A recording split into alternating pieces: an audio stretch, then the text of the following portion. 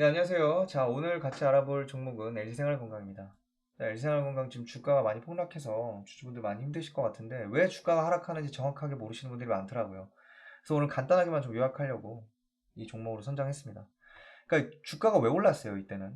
2010년대 초반부터 2021년까지 정말 끝도 없이 주가가 올랐는데 이때 주가가 오른 이유는 돈을 많이 벌어서입니다. 돈을 잘 벌었어요. 매년 돈을 더 벌었어. 어디로부터? 중국으로부터. 이때 2010년대 초반만 해도 우리가 중국 화장품 수출 규모 액수가 중국 돈으로 10억 위안이 안 됐어요.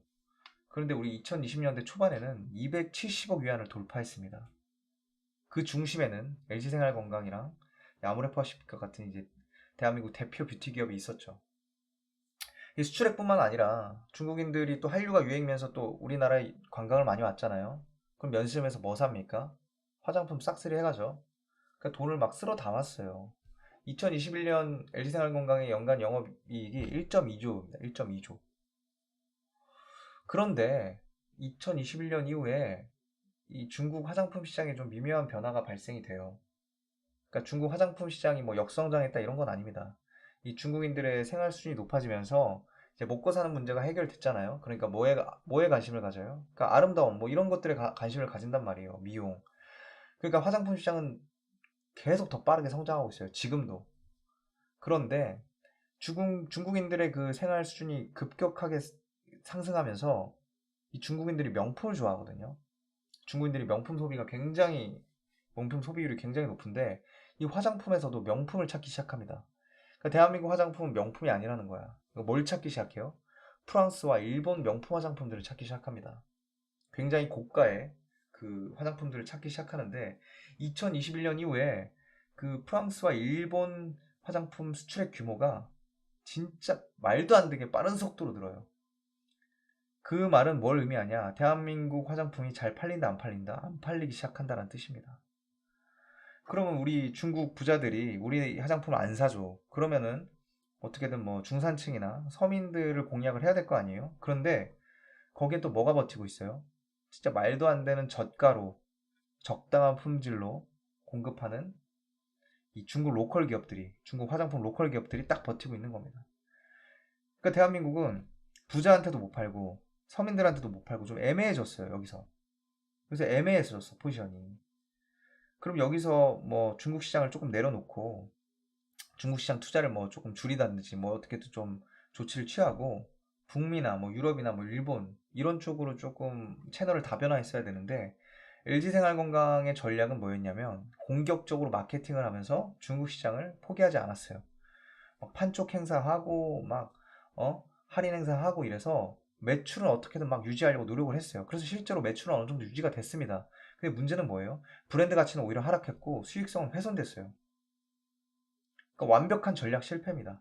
그러면서 주가는 빠르게 하락하기 시작해요. 시장은 이미 판단했습니다. 아, LG생활건강이 지금까지 성장했던 이유는 중국 시장 때문인데 이 중국 의존도가 굉장히 높았는데 이 중국 시장에서 변화가 일어났고 별다른 솔루션이 없구나. 지금 무너지고 있구나. 수익성이 훼손되고 있구나.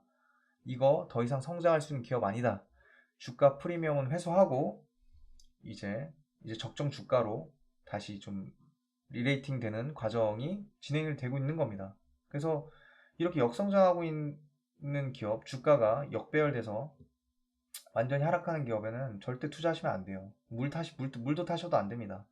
이거 170만 원대 있던 주가가 뭐 130만 원 갔다고 해서 이거 싼 거 아니에요. 이때 사서 싸다고 샀는데 더 떨어져. 그럼 100만 원에 또 물타. 또 70만 원에 물타. 60만 원에 물타. 50만 원에 물타. 지금 35만 원입니다. 이분 퇴학이에요.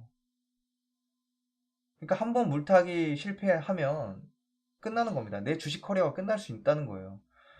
그러니까 이렇게 우량주가 무조건 주가 하락했다고 해서 기회라고 생각하지 마시고 왜 하락했는지를 좀 면밀하게 살펴보시고 하락한 이유가 기업 펀더멘털에 좀 반영구적인 훼손이라고 판단이 되신다면 그거는 그 매수로 대응하시면 안 된다. 물타기도 하셔도 안 된다. 오히려 이때 잘라내시고 다른 종목들 거래하셨으면 오히려 다시 일어설 수 있는 기회가 생기잖아요. 요 지금까지 물타신 분들은 기회 없습니다.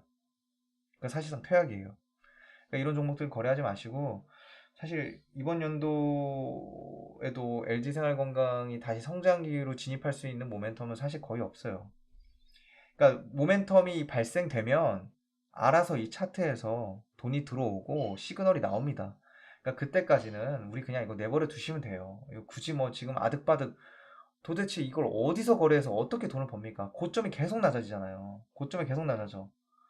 고점이 계속 낮아지죠. 이런 주식을 어디서 거래해서 어디서 팔아서 어디서 돈을 벌 거예요. 그냥 내비두세요. 내비두면 알아서 170만 원, 30만 원까지 떨어지잖아요. 그러니까 물타지 마시고 이런 주식은 그냥 내비둬라. 관망하셔라.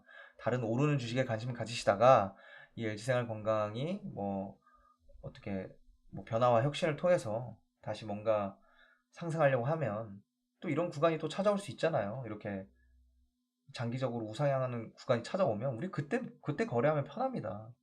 그때 거래하면 사면 오르잖아요. 사면 오르잖아. 지금은 사면 떨어지는데 이익 보기가 너무 힘들잖아요.